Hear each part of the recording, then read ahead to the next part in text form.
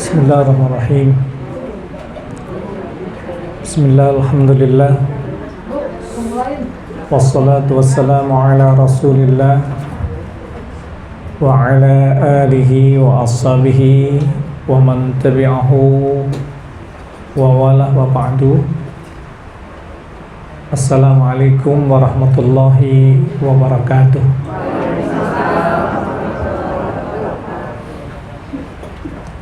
Mahasiswa dan mahasiswi S4 yang dirahmati oleh Allah Subhanahu wa taala, Bapak Ibu yang sampai hari ini kita masih diberikan semangat, Allah masih berikan hamasah al-aliyah, semangat yang tinggi untuk hadir ke Majelis Taklim Al-Itqan ini, maka harus kita fahami, harus kita pegangi, harus kita yakini bahwa ketika Allah takdirkan pada diri kita itu ada kemauan untuk hadir ke tempat pengajian, untuk ngaji, fokus, serius, ngaji, itu adalah pertanda bahwa Allah menghendaki kita semuanya menjadi orang yang baik. Baik kata Allah, tentu saja surga itulah yang Allah janjikan kepada kita. Idza aradallahu bi ahli baitin khairan, apabila Allah menghendaki keluarga menjadi keluarga yang baik, cirinya adalah keluarga itu Allah fahamkan terhadap ajaran agamanya. Tandanya kalau keluarga itu dikehendaki oleh Allah menjadi orang yang baik, Allah fahamkan terhadap ajaran agamanya adalah hamasah al-aliyah litafaqquh fiddin. Kalau hatinya tergerak untuk datang mau ngaji, memanfaatkan pikiran, perasaan, pendengaran, penglihatan, seluruh indera kita manfaatkan untuk menangkap apa yang dikaji itu, itulah pertanda kalau Allah menghendaki menjadi orang yang baik, keluarga yang baik. Baik kata Allah, surga itu pasti. Kesuksesan itu adalah sesuatu yang pasti. Ketika seseorang ditanya, Bu, apakah kita ingin anak kita sukses? Halo? Jadi menteri begitu? Jangan enggak, Bu. Jadi bendahara negara gitu? Bu, dulu ibu ketika hamil doanya apa? Coba inget-inget itu. Bukan, dulu ketika hamil, ya Allah takdirkanlah ya Allah anak saya seperti Nabi Yusuf gitu ya. Kalau laki. Halo Bu, Nabi Yusuf itu adalah bendahara negara. Lihatlah dalam kisahnya Nabi Yusuf, yang itu dibuat filmnya itu menjadi film termahal pada zamannya. Film Nabi Yusuf itu. Nabi Yusuf menjadi bendahara negara, tapi seorang nabi, seorang rasul.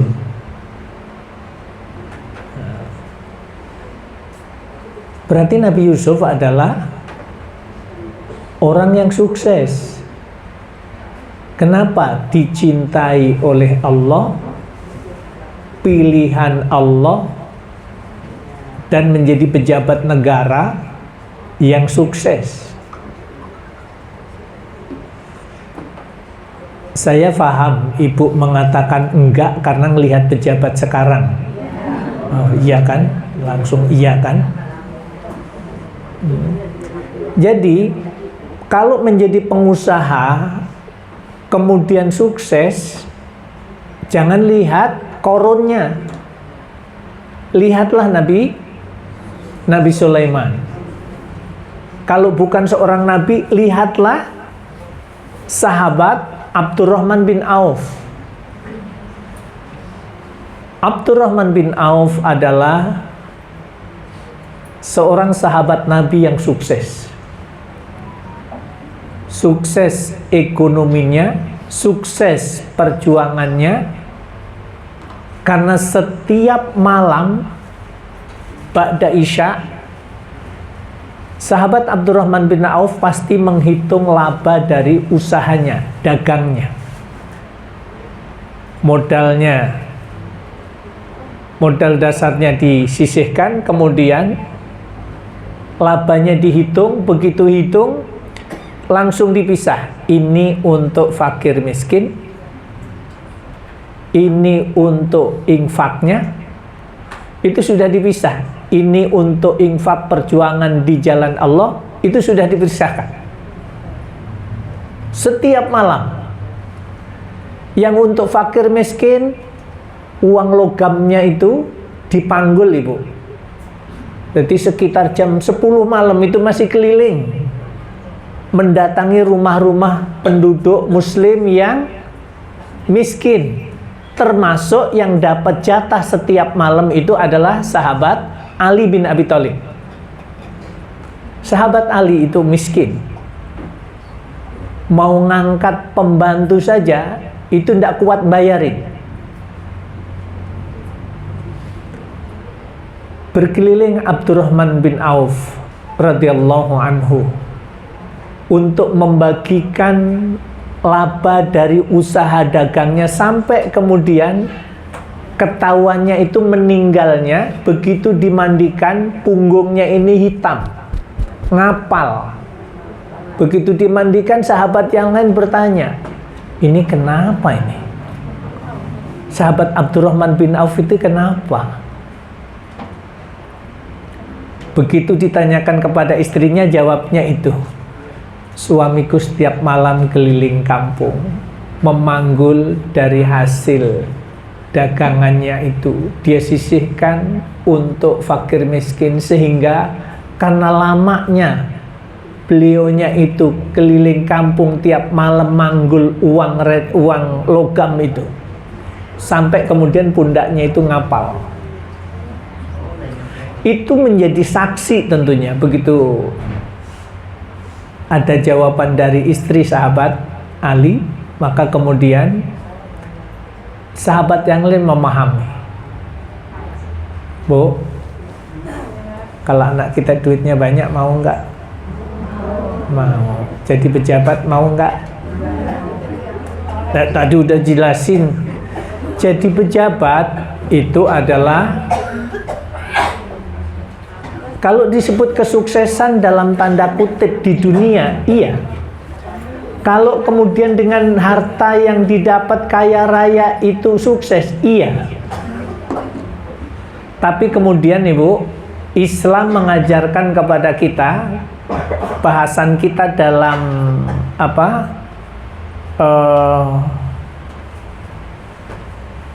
menggapai meniti jalan husnul khatimah, bahasan kita itu yang pernah kita bahas di sini, ada kalimat yang meluruskan cara pandang kita. Ada sebuah potongan ayat yang memotivasi bahwa kehidupan kita itu harus sukses. Tapi suksesnya tentu saja kalimatnya begini: faman zuhziha 'anil nari wa udkhilal jannata faqad faz.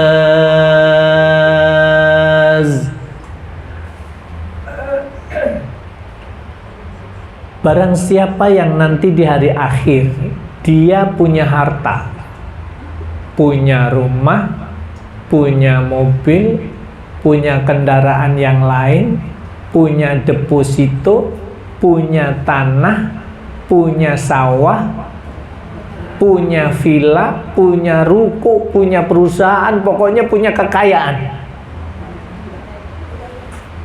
Kemudian keluarganya, jabatannya, itu kemudian menjadi penyebab orang itu menjadi dijauhkan dari neraka karena sebab yang dititipkan oleh Allah semuanya itu tadi. Hartanya, keluarganya, jabatannya. Ini menjadi penyebab dijauhkan oleh Allah dari neraka, kemudian menjadi penyebab mengantarkan masuk surganya Allah. Punya rumah, rumahnya mengantarkan ke surganya Allah.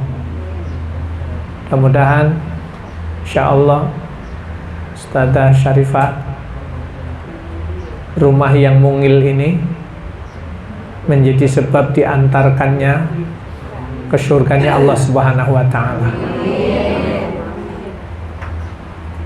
Aja rumahnya itu rumah besar di Pondok Indah sana,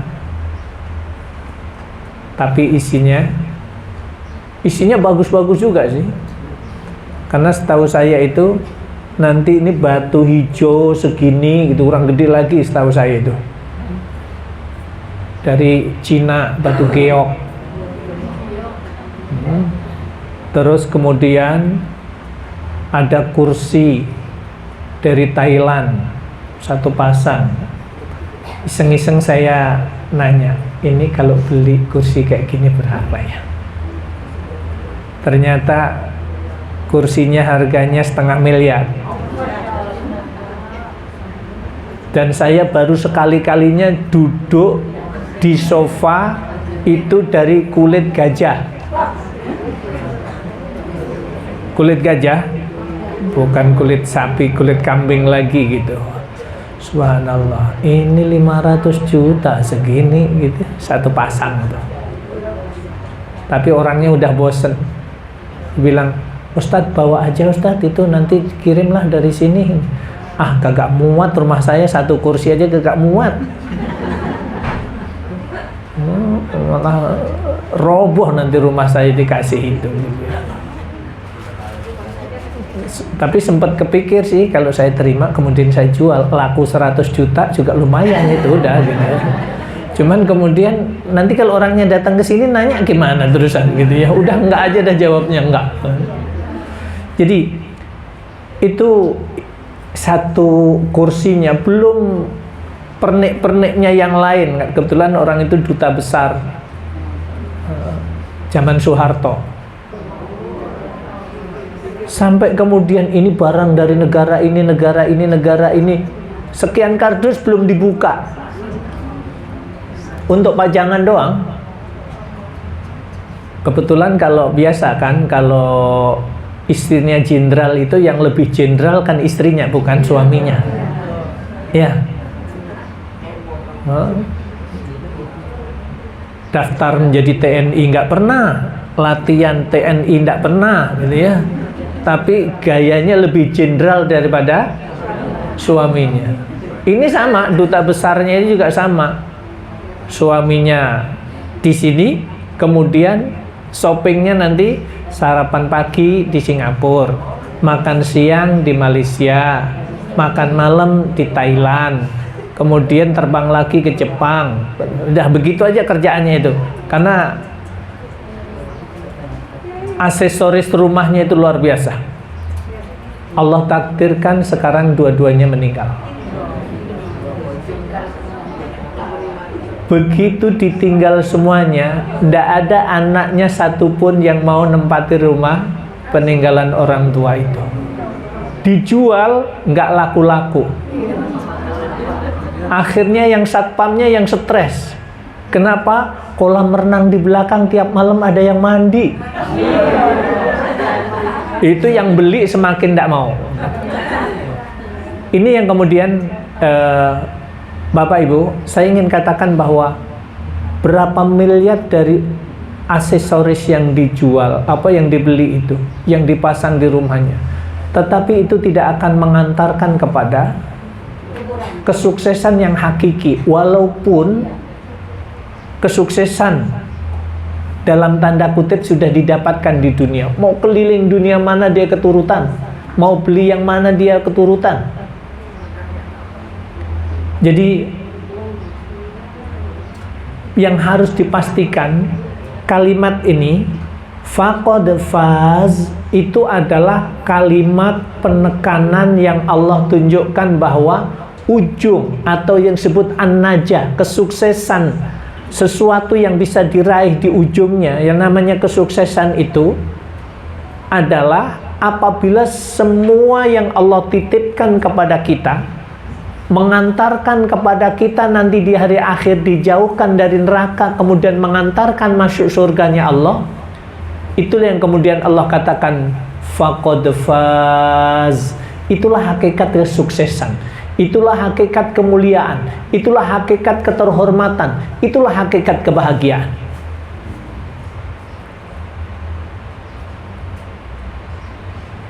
Maka senang sekali ibu-ibu semuanya yang 10.000, yang infak 5.000 terus berjalan. Dan kemudian ibu-ibu dan bapak-bapak di sini terus ambil bagian untuk mendukung dakwah, baik melalui Laznas Dewan Dakwah yang saya ngikutin terus di WA Group, atau melalui lembaga yang lain yang terus berjalan. Itu hakikatnya Bapak Ibu. Ketika da'i ini dikirim di tempat, di pedalaman itu, mengajarin wudhu, mengajarin bacaan sholat, kaifiyah wudhu, kemudian mengajarkan akidah yang benar, maka setiap yang didakwai itu wudhu, sholat, kemudian keyakinan juga benar, da'inya itu mendapatkan pahala lebih baik dibandingkan dunia ini seisinya. Kemudian kita yang menyisihkan 5.000, 10.000, 50.000 kita kirim itu, kita tidur di sini, kita mendapatkan pahala yang sama, lebih baik dibandingkan dunia ini seisinya, tanpa mengurangi pahala ustadz yang guru ngaji yang dikirim di sana. Hari Sabtu kemarin, berarti kurang lebih ada 250 da'i dilepas, dikirim untuk berdakwah di bulan Ramadan ini. Saya sendiri kemarin jam berapa Bun? Kemarin turun pesawat jam 9 ya. Jam 9 pagi saya mendarat dari Timor Leste, dari pedalaman NTT, kemudian sampai di Kupang, balik lagi ke Soe, sampai, kalau pilih-pilih umroh sebenarnya saya ingin ikut jamaahnya Bu Syarifah aja sebenarnya. Kenapa? Umroh 9 hari. Ke Kupang, ke Timor Leste kemarin 9 hari. Pulang umroh gundul. Pulang dari Timor Leste 9 hari gondrong. Tapi saya ingin sampaikan, tadi sebelum berangkat saya sempat menangis karena mendengar kabar kepala suku yang saya dari Timor Leste langsung mengejar. Saya tidak mau ke Kupang dulu, saya langsung ke pedalaman. Tolong antar saya ke pedalaman. Akhirnya alhamdulillah bisa, karena mendengar kabar ada kepala suku yang sedang sakit. Kepala suku itu tahun 73. Kalau 73 berarti saya usia masih 4 tahun. Lahir 69. 4 tahun. Tahun 73 Bapak tua Nobisa. Tua itu Raden, berarti anaknya kepala suku. Seorang remaja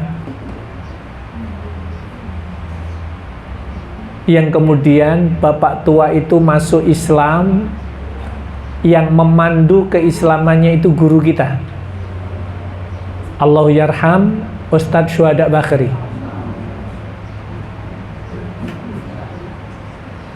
Yang dipandu berapa, Bu? Karena rajanya masuk Islam, anak rajanya juga masuk Islam. Nama rajanya itu Gunawan Isu. Nama aslinya sebelum masuk Islam Gabriel Tua. Gabriel itu Jibril, nama Kristen, Protestan dia. Masuk Islam, kemudian anaknya pun juga ikut masuk Islam. Salah satunya adalah Bapak Tua Nobisa. Kemudian begitu masuk Islam sama Ustadz Syuhada Bakri, namanya diganti Arifin Nobisa. Saya sempatkan dari Timur Leste, kemudian masuk perbatasan Indonesia, langsung ke pedalaman. Alhamdulillah, saya masih bisa jenguk, tapi sudah dalam keadaan kritis. Berarti posisinya kurang lebih 5 hari yang lalu saya menjenguknya.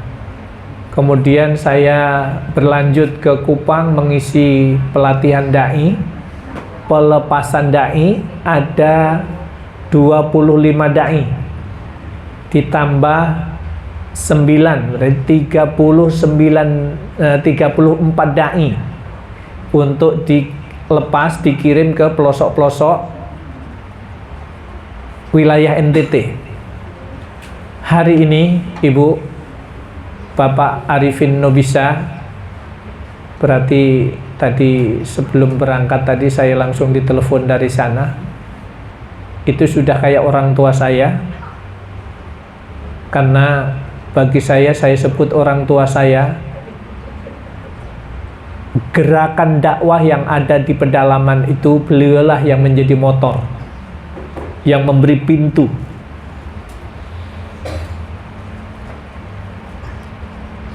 Innalillahi wa inna ilaihi raji'un. Sebelum saya berangkat tadi ditelepon, dikabarin beliau meninggal dunia.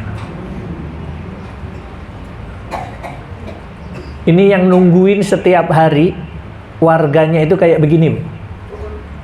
Beliau sakit, selama sakit itu dijadwal, di rolling 3 kali sehari semalam itu. Warga sebelah sana datang, sampai suku-suku yang lain pada datang kayak begini. Ibu-ibu duduk sendiri, bapak-bapak duduk sendiri, kemudian terus ada yang mijitin kakinya, sebelah kanan, ada sebelah kiri, ada pokoknya gimana kepala sukunya itu dibuat nyaman. Tapi kan sudah mulai sakaratul maut begitu. Karena saya sudah berkali-kali ketemu beliau dan kemudian menganggap saya anaknya sendiri gitu. Saya coba luangkan waktu kemarin untuk nengok. Karena yang luar biasa Ibu, saya itu diberi gunung, kurang lebih nilainya gunung itu 3 hektar. Diberikan kepada saya.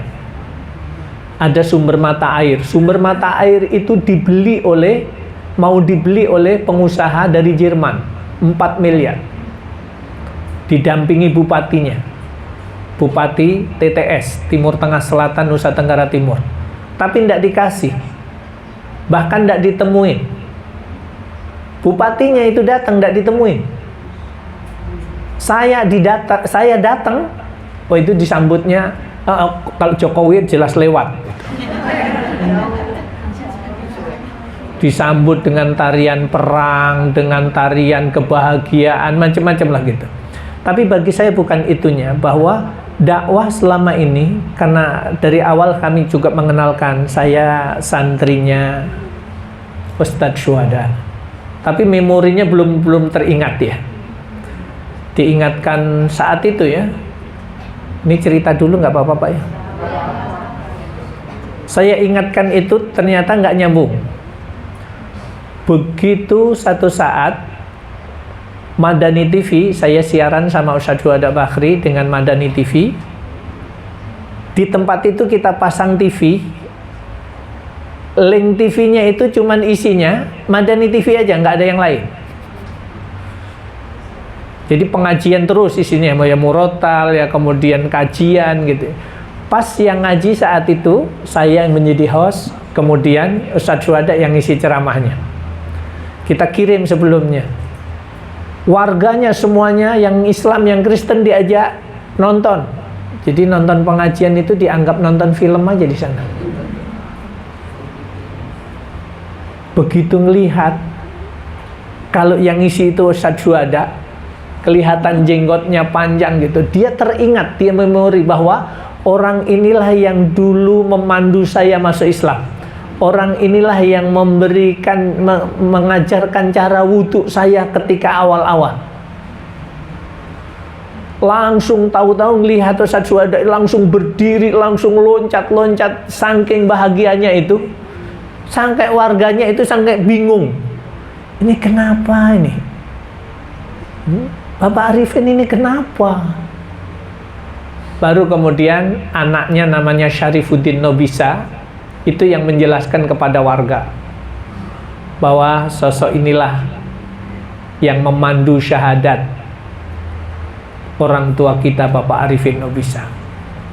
Selesai kajian langsung saya ditelepon, gimana diceritakan kondisi saat itu. Jadi subhanallah. Kemudian Ibu, gunung yang 3 hektar tadi itu ada sumber mata air. Sumber mata air inilah yang kemudian mencukupi 4 kecamatan. Kemudian sumber mata air ini dibeli 4 miliar, nggak mau coba. Tapi kemudian dikumpulkanlah warganya. Satu saat ketika saya di sana diajak naik di atas, ternyata sudah disiapkan tempat duduk dan sebagainya, acara serah terima wakaf gunung itu. Kemudian kalau bahasa kita Ananda Anuri, tempat ini, sumber mata air ini saya wakafkan kepadamu dan saya ingin seperti sahabat Utsman bin Affan. Begitu. Mikir kemudian, ya Allah, ini orang pedalaman gitu loh. Ya tentu saja saya tidak akan ngambil tempat itu kemudian keuntungannya kalau katakanlah dibuat air minum kemudian saya ambil, enggak juga gitu. Sekarang coba dikelola, tetap diperuntukkan kepada warga yang ada di sana. Dan wakafnya Bapak Arifin Nobisa itu untuk madrasah, untuk masjid, untuk rumah tahfidz, tanah-tanahnya itu banyak di pedalaman. Itu yang saya ingin katakan, kisah ini saya ingin kuatkan, saya ingin tunjukkan filmnya sebenarnya, film pendeknya, tapi tidak bisa muncul, insya Allah lain kali. Jadi Bapak Ibu, ini orang pedalaman yang pendidikan SD juga enggak, SR juga enggak, tapi cara pandangnya,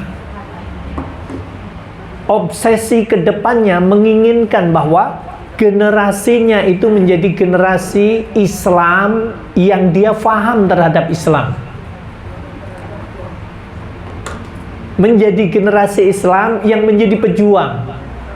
Maka kemudian Bapak Ibu, tempat inilah yang kemudian saya ingin sekali waktu sebenarnya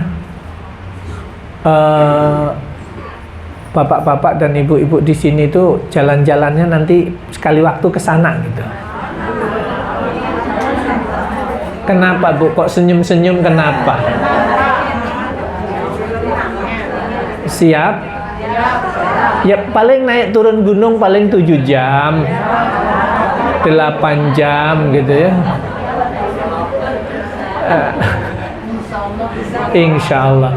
Ini maksud saya Ibu, dai yang sudah dikirim di tempat-tempat itu, itulah yang saya ingin sampaikan. Ibu ambil bagian selama ini, yang Ibu titipkan itu termasuk yang membina kampung ini. Nah, jadi ada yang tetap yang selama ini Ibu dukung itu, yang berjalan melalui Lasnas Dewan Dakwah itu adalah salah satu titiknya ada di Kampung Uwe-Uwe, Amanuban Timur, Timur Tengah Selatan, Nusa Tenggara Timur. Uwe itu air. Oe, Uwe. O sama U. Oe, Uwe. Oe itu air, Uwe itu rotan. Jadi air, sumber mata air yang keluar dari,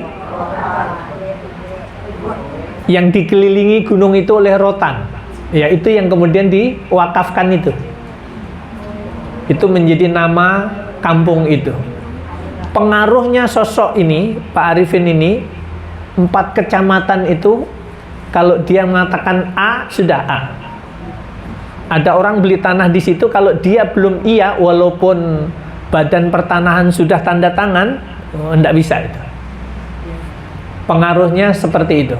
Ya kira-kira Hamengkubuwono-nya Jogja lah gitu gambarannya.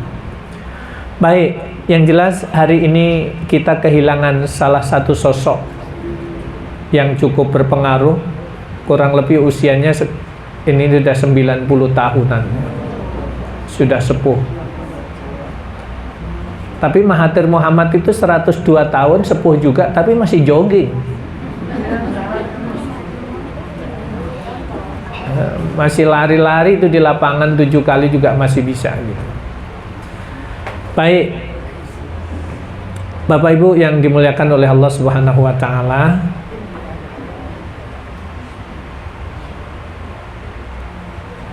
berapa hari Ramadan ini? Kurang lebih berapa hari lagi? 8 hari kurang lebih. Baik.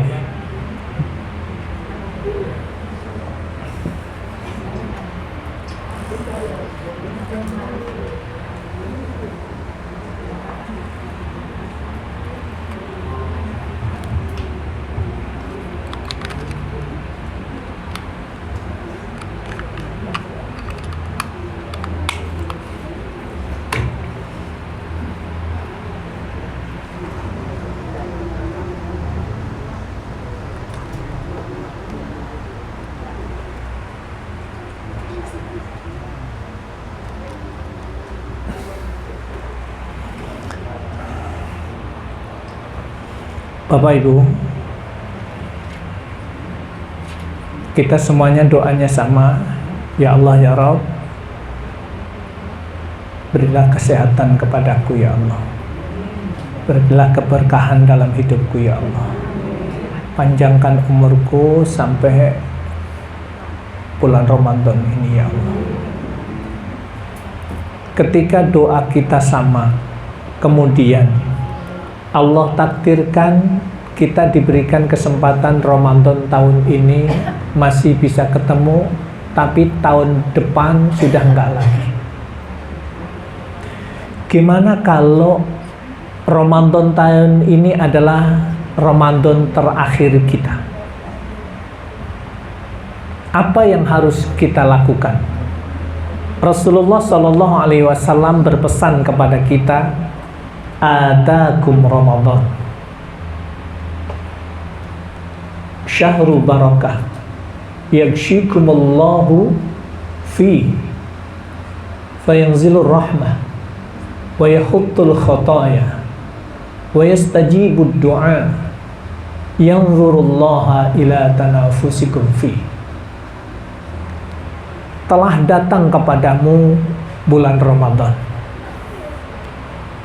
bulan yang penuh berkah,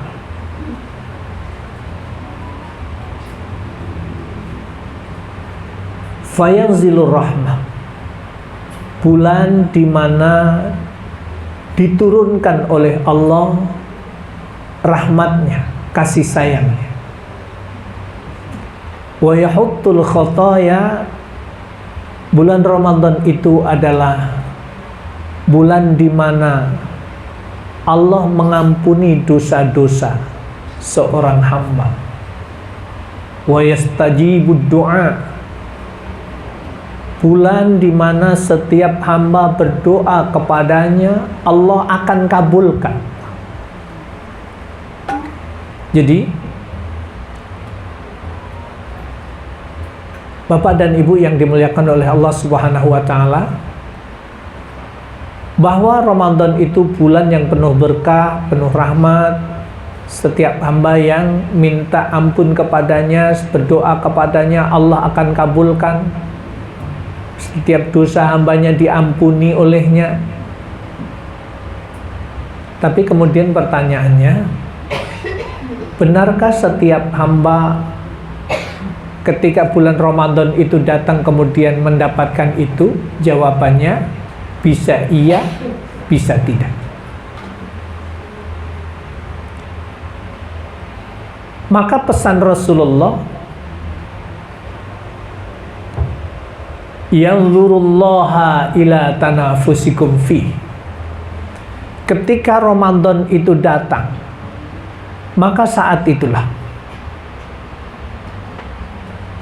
Allah melihat, yanzurullaha, Allah melihat kompetisi di dalam kalian melakukan kebaikan dan kebaikan. Jadi kalau ada lari maraton, seperti itulah gambarannya. Ketika bulan Ramadan datang, di awal Ramadan semua orang siap start. Begitu tembakan dilepas, mulai itu start. Ada yang sudah menyiapkan Qur'annya, ada yang sudah menyiapkan makna barunya, ada yang sudah menyiapkan segala sesuatu. 1 bulan nanti saya akan infak di bulan Ramadan, sekarang udah disiapkan. Pokoknya setiap malam saya harus memasukkan ke kotak amal. Ini kemampuan saya 10.000 rupiah. Setiap hari saya harus infak 10.000 rupiah. Kalau 5 waktu berarti 50.000 rupiah. 10.000, 10.000, 10.000. Ditarget 1 bulan yang ini untuk infak. Allah takdirkan kemudian dapat rezeki lebih. Ketika lebih ya dilebihkan sesuai dengan kondisi. Kemudian tadarus Al-Quran. Kalau Imam Syafi'i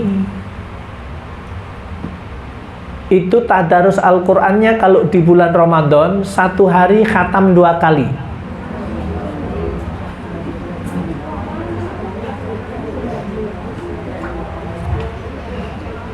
Nabi setiap malam 1 kali. Karena disimak sama malaikat Jibril kan. Setiap Ramadan cek and recheck. Jadi Rasulullah menghafal dari awal surat sampai akhir, disimak oleh malaikat Jibril. Itulah yang kemudian kenapa orang-orang itu kalau selesai tarawih ada tadarus. Itu menirukan itu antara Rasulullah Shallallahu Alaihi Wasallam dengan malaikat Jibril itu tiap malam. Masya Allah. Kenapa Bu diem Bu?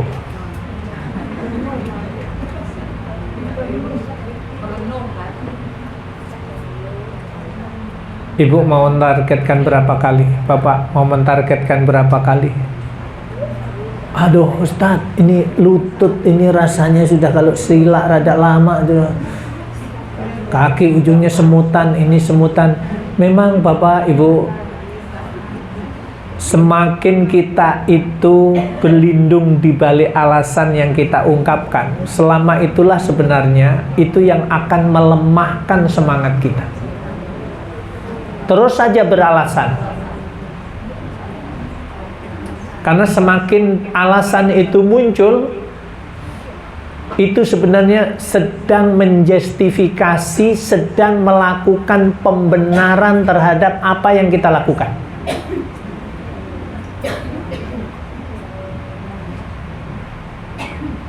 Ayo, tahun ini kita mau target berapa kali? 10 hari pertama khatam, 10 hari kedua khatam, 10 hari ketiga khatam. Jadi targetnya 1 bulan 3 kali khatam. Nggak apa-apa Ibu, Bapak, targetkan dari sekarang. Mau berapa juz, mau berapa kali khatam, targetkan dari sekarang. Sehingga kita ini memang manusia yang memang harus dipaksa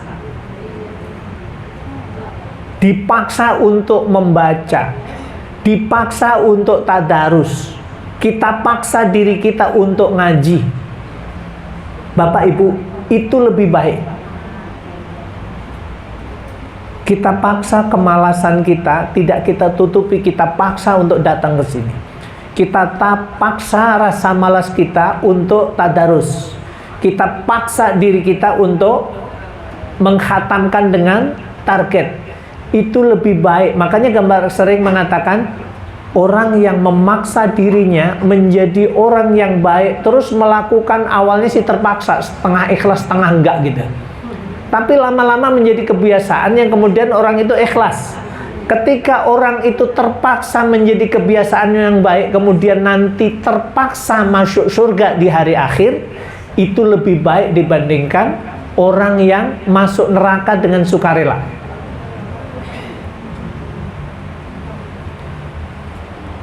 Mabuk jelas modalnya harus beli minuman.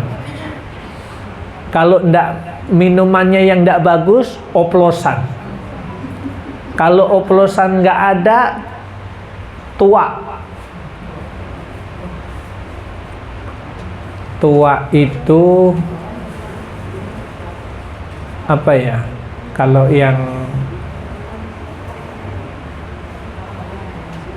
Kalau di kampung itu ada deresan ya, yang daun siwalan ya. Kemarin itu di Timor Leste itu paling banyak daun siwalan itu, deres kemudian difermentasi itulah itu yang menjadi minuman. Nah, itu 1 gelas begini udah teler itu.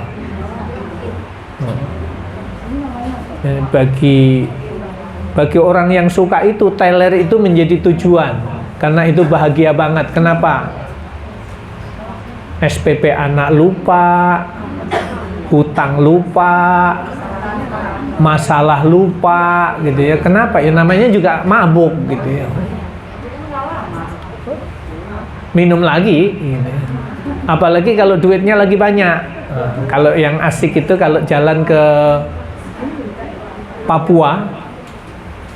Papua itu budayanya masih seperti orang Quraisy zaman dulu. Tiada hari tanpa mabuk.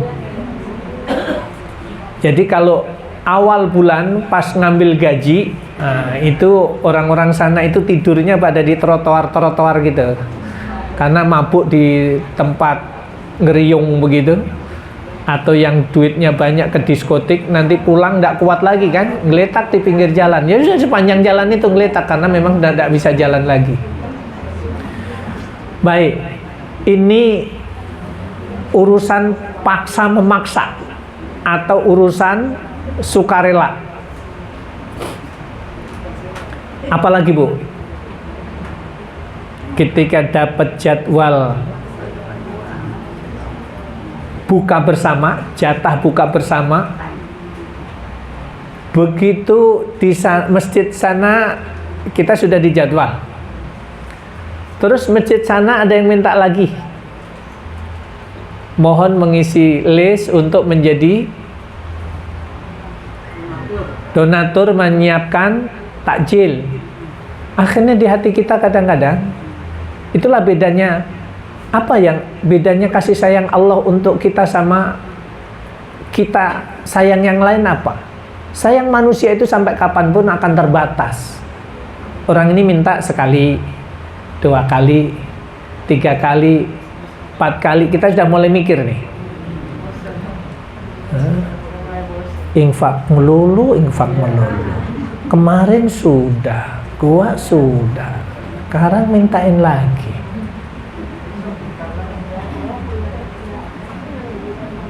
Kan saya sudah.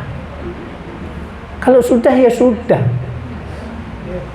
Sementara Bapak Ibu, umur kita masih panjang.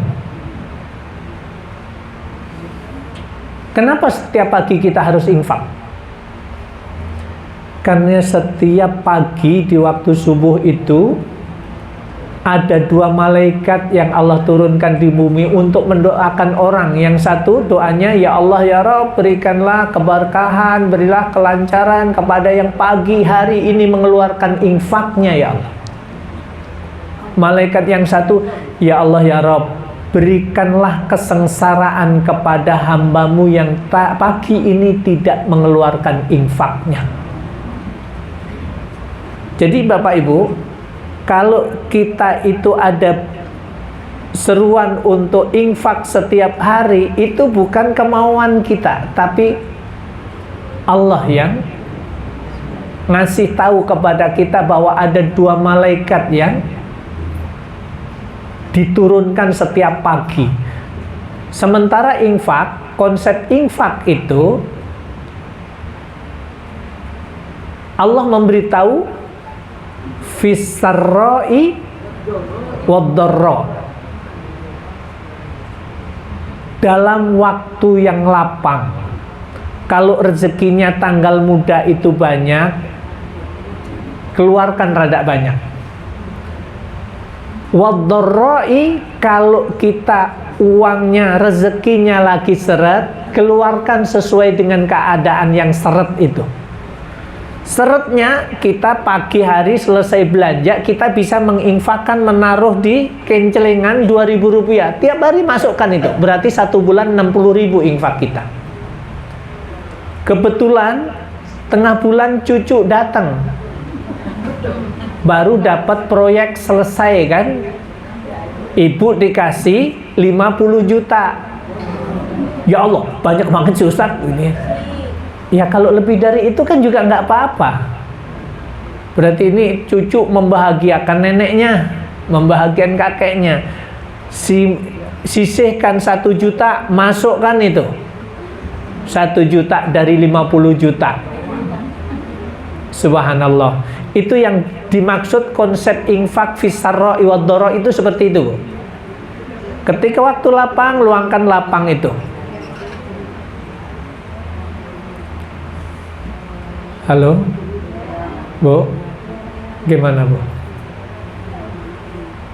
Jadi paket Ramadan itu, yang pertama kalau puasa sudah ini poinnya 1, 2, 3, 4, 5 sampai 11 poin itu isinya adalah paket amalan bulan Ramadan.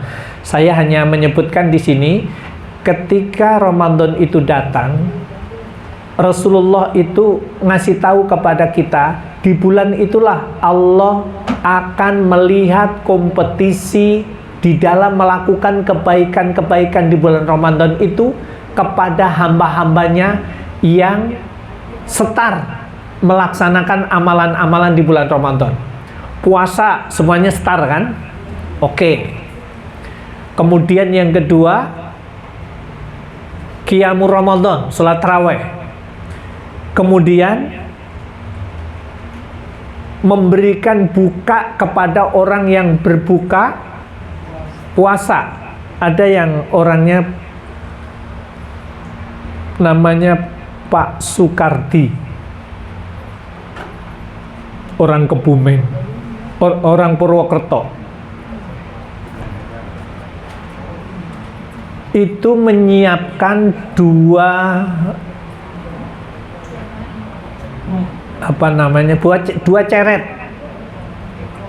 teko besar itu. Yang satu teh manis hangat panas, yang satu teh es manis. Pokoknya setiap menjelang puasa teko itu sudah standby di situ. Pokoknya untuk urusan ini saya akan tetap saya lakukan sampai akhir hayat saya. Orangnya Pak Karti sudah tiada. Tapi tiap Ramadan tekonya itu oleh anaknya dilanjutkan lagi sampai hari ini. Menyiapkan buka untuk orang yang buka puasa. Ya, kalau kita itu kan teh manis sama es teh manis itu kan menjadi favorit.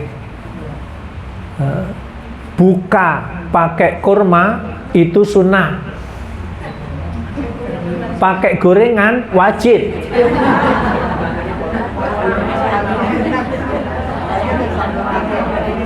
Kurma 1, 2, 3 sunnah.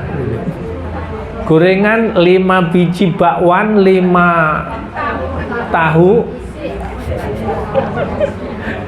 Itulah kita Ibu. Jadi Bapak dan Ibu, poin yang paling penting adalah ketika kita bisa meluangkan waktu memberikan, ambil bagian di dalam memberikan buka orang yang sedang berbuka,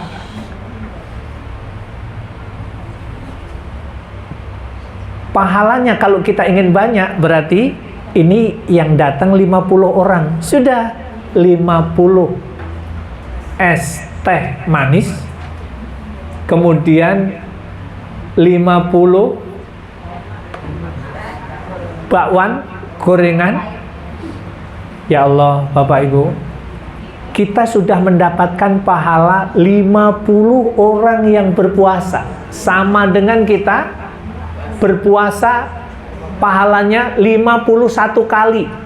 Satu pahala dari kita sendiri kita puasa, yang 50 orang yang gigit gorengan kita doakan mudah-mudahan gorengan itu sekali gigit dibagi 2 gitu ya. Kalau dibagi 2 berarti nambah kan 100 orang, berarti kecil-kecil aja Ustadz. Ya jangan melirit-melirit banget lah. Jangan pelit-pelit banget gitu.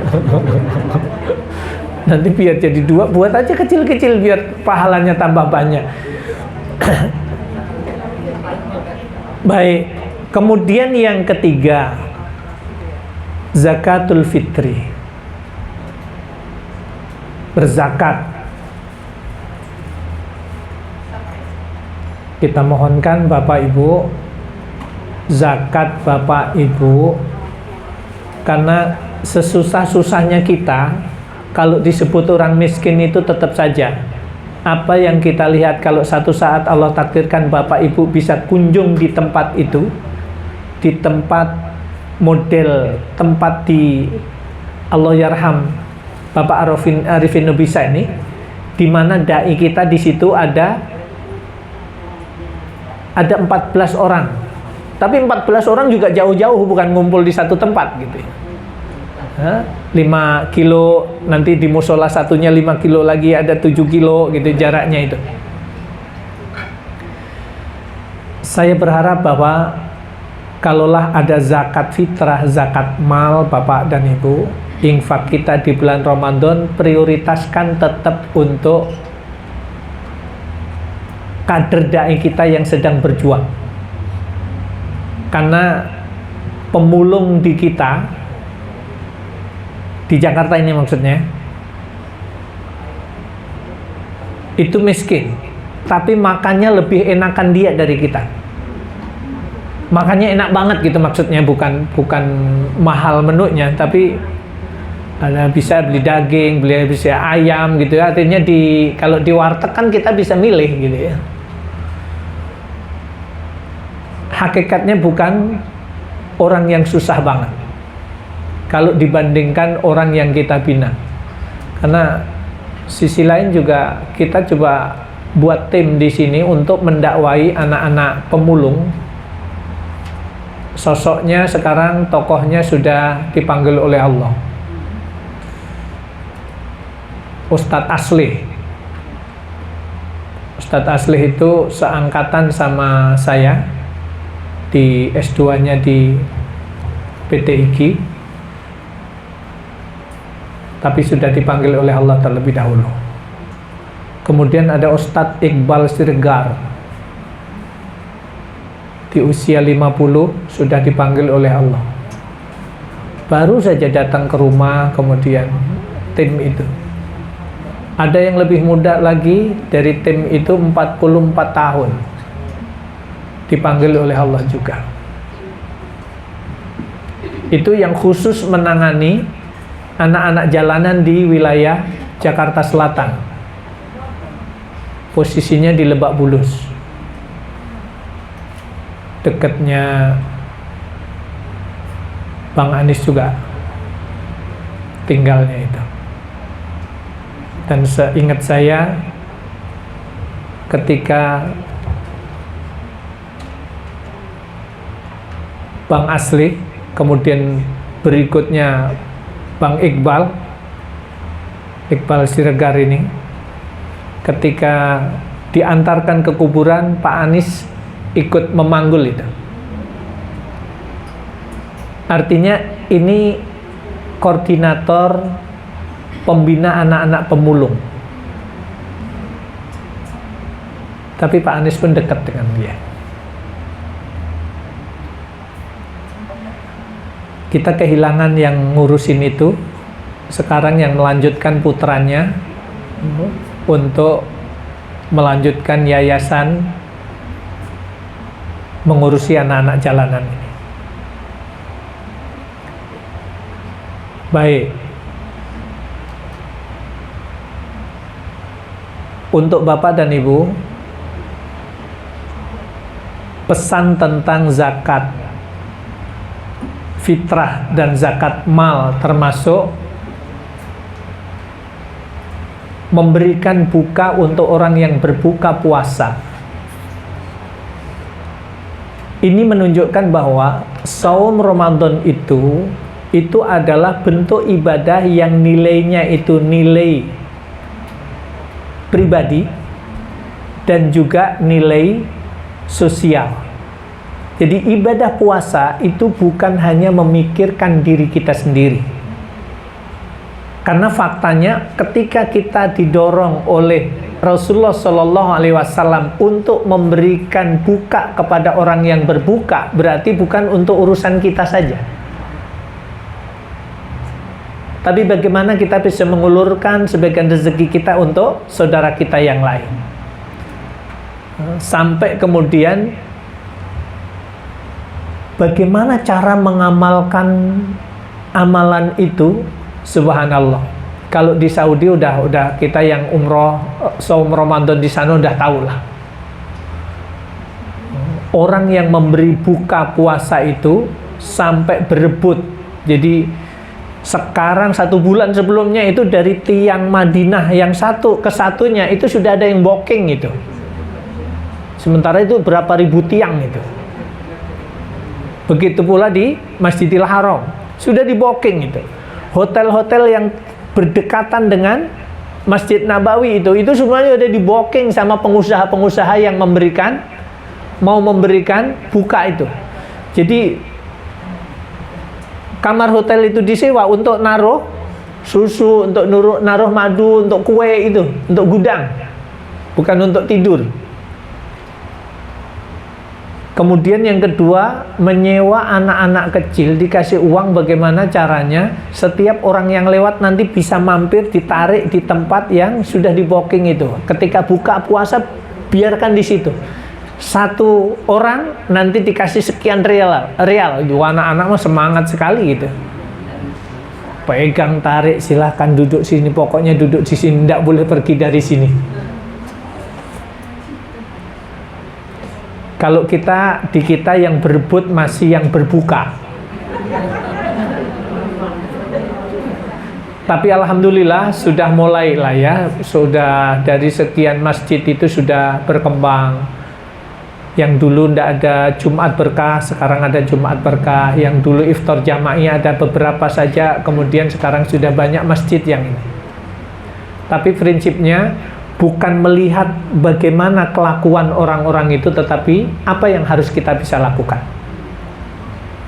Targetkan dari hari ini, ibu-ibu mau buat gorengan berapa tiap hari, kirim ke musola terdekat. Apalagi sudah kita dimasukkan daftar, berbahagialah ketika dimasukkan daftar list memberikan buka puasa. Karena yang harus kita berikan tidak harus makan besar, namanya juga buka. Bisa makan besar, pasti mukadimahnya ya dari kecil dulu. Berarti hari ini gimana Pak? Oh, stok kurma itu yang paling gampang. Stok kurma berarti kalau satu kardus itu berapa Bun? Satu kardus itu 1 kilo.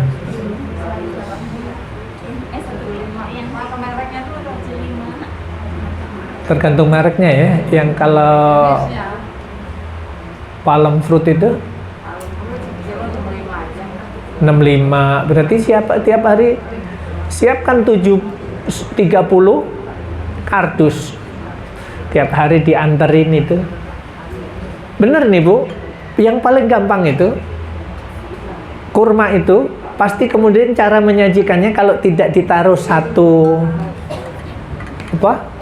tempat ini sama minumannya satu, kan? Atau 2 biji.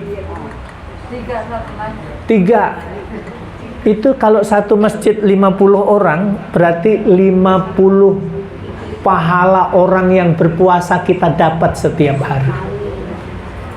Inilah yang kemudian kecerdasan kita itu yang kemudian dituntut bagaimana melakukan kompetisi di bulan Ramadan itu. Hadis ini kemudian fa'arullaha min anfusikum khaira. Kalau di sini disebutkan yang zurullaha ila tanafusikum fi wa yubahiya bikumul malaikah. Di bulan Ramadan itu datang, Allah akan melihat apa yang kalian lakukan di bulan Ramadan itu, kompetisi-kompetisi di bulan Ramadan yang kalian lakukan, maka fa'arullaha min anfusikum khaira. Pesan Nabi apa? Maka tunjukkanlah kebolehan kalian di dalam melakukan kebaikan-kebaikan di bulan Ramadan itu. Karena apa yang kalian lakukan Allah saksikan, malaikat juga menyaksikan terhadap kebaikan-kebaikan yang kalian lakukan. Maka tunjukkan kemampuan kalian. Ini pesan Rasulullah Shallallahu Alaihi Wasallam untuk kita.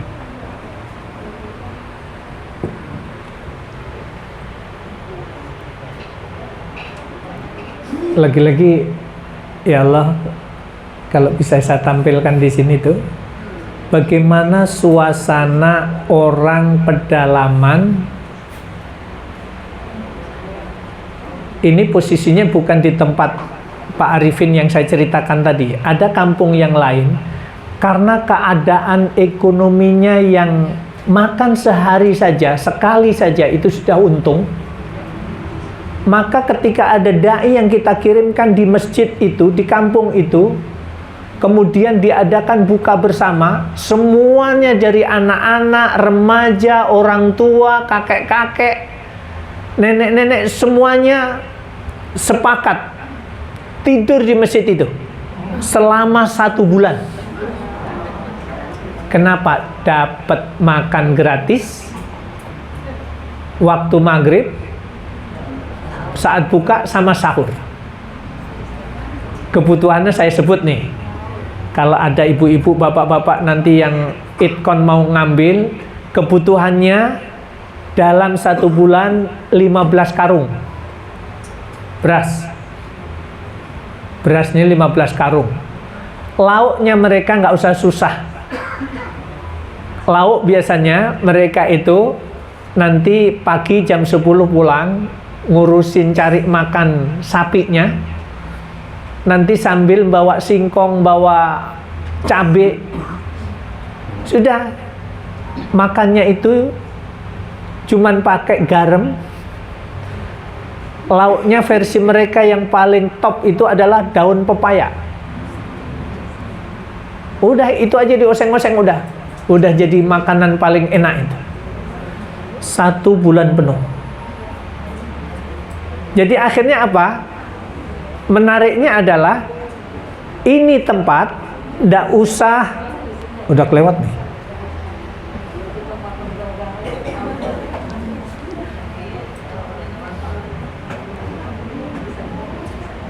Nggak usah diadakan pesantren kilat, pendaftaran, nggak usah. Ini orang ini sudah mau ngumpul sendiri dengan hanya dikasih nasi beras.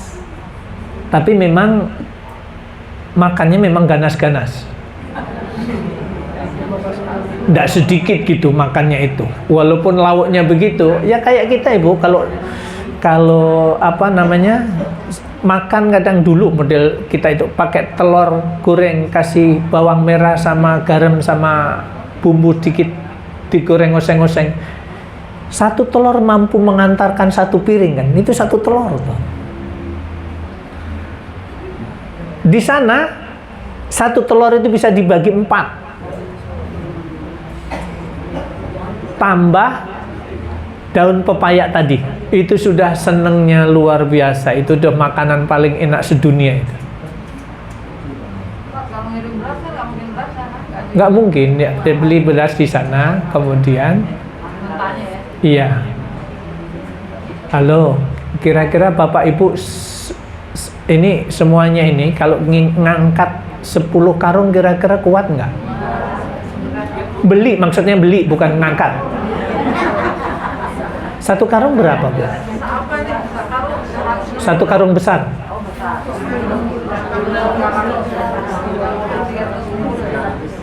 360 kali 15. Di kita mah begitu mah. Coba hitung Bu Ustazah Syarifah, coba dihitung.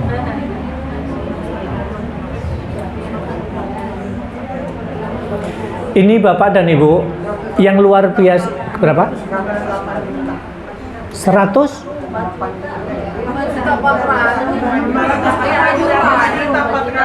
Jangan banyak-banyak Bu, ngitungnya 180 juta mah banyak gitu. 4 juta, nggak ada 5 juta. Katakanlah 5 juta. Kita ambil Bu ya. Kita ambil ya. Ambil. Nanti rekeningnya saya kasih rekening sana. Jadi langsung ke koordinatornya yang di sana.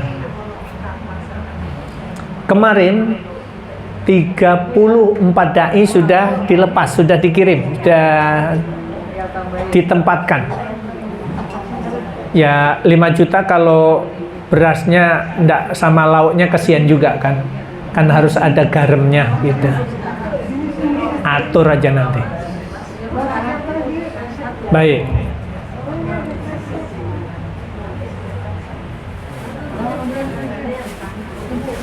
Kalau sekali waktu Bapak Ibu,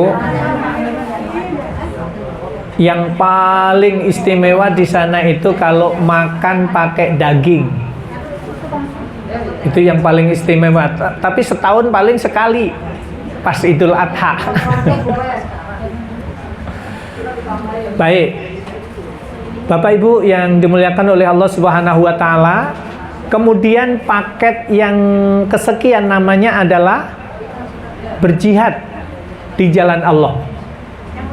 Paket Ramadan, paket amalan ibadah di bulan Ramadan, salah satunya adalah berjihad di jalan Allah. Di Indonesia jihad fisik jelas tidak ada sekarang ini. Kalau dulu ada penjajah, kalau dulu ada Jepang, Belanda menjajah Indonesia, itu berlaku secara fisik, harus kita perangi. Jadi bi amwalikum wa anfusikum itu berlaku.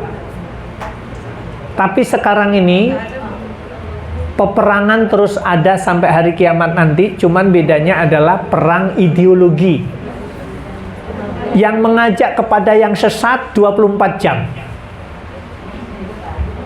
Bu, Pak, kalau kita tidur, diskotik buka nggak? Buka. Artinya apa? Kemaksiatan itu buka 24 jam. Yang siang bentuknya beda, yang malam berbeda. Yang mengajak kepada yang sesat terus menerus. Pengikutnya Abah Aus berapa ribu?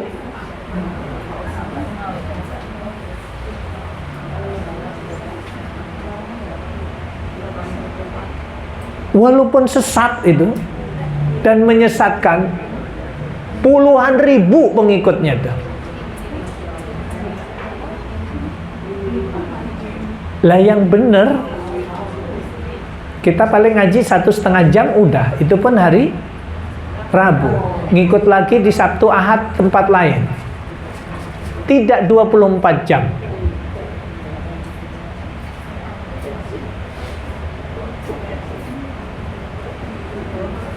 Jadi Bapak dan Ibu yang dimuliakan oleh Allah Subhanahu wa taala, itu beberapa poin amaliyah di bulan Ramadan. Jadi kalau itu kita maksimalkan, karena kita memang disuruh oleh Nabi kita disuruh menunjukkan kemampuan, kebolehan kita di dalam beramal amalan-amalan yang baik. Ini Masya Allah, Rasulullah itu kalau ngomong bebasnya itu, umatku begini, Ramadan ini mau datang. Di bulan Ramadan yang penuh berkah, setiap doa dikabulkan, setiap dosa diampunkan, Allah akan berikan kasih sayangnya kepada setiap hambanya. Tentu saja hamba yang melayakkan diri layak untuk diampuni, hamba yang melayakkan diri untuk menjadi hamba yang diberikan kasih sayangnya, hamba yang layak untuk diberikan ampunannya. Maka ketika Ramadan datang itu pesan Nabi, fa'arullaha min anfusikum khair. Jangan pernah lewatkan, tunjukkan kebolehan kalian di dalam beramalan-amalan yang baik selama bulan Ramadan itu. Karena pada akhirnya, ketika nanti menghadap kepada Allah, sepanjang itulah yang Allah akan berikan dari jaza, dari pahala balasan yang nanti Allah akan berikan kepada kalian. Subhanallah. Ini yang satu ini, hadis yang satu ini luar biasa.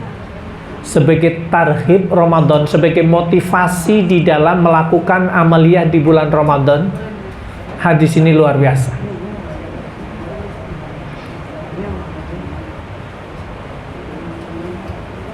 Baik.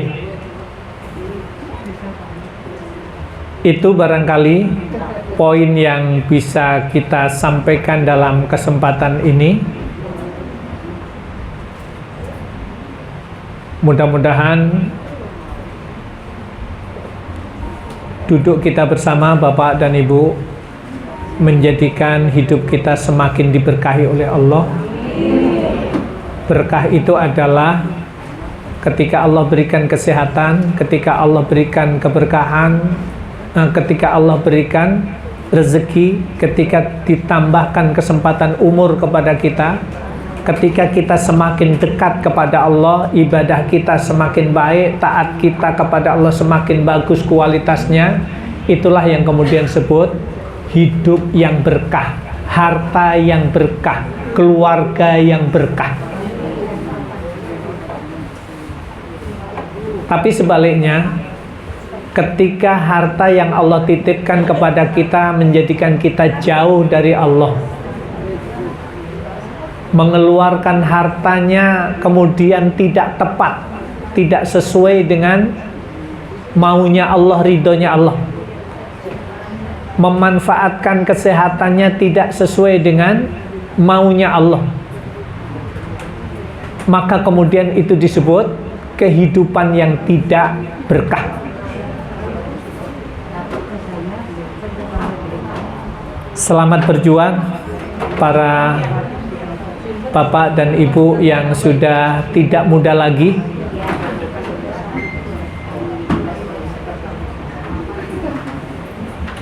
Kurang dan lebihnya dari apa yang saya sampaikan, mohon maaf yang sebesar-besarnya. Subhanakallahumma bihamdika asyhadu an la ilaha illa anta astaghfiruka wa atubu ilaik. Nanti insyaallah saya hari Jumat pagi masih melanjutkan perjalanan dakwah di pelosok lagi di Kalimantan Tengah, menyusuri sungai-sungai yang ada di sana, dalam rangka juga memotivasi dai-dai kita yang sudah berjuang di pedalaman. Sekaligus kita ngisi pembinaan pelatihan untuk guru-guru Al-Quran dan dai-nya insyaallah. Assalamualaikum warahmatullahi wabarakatuh.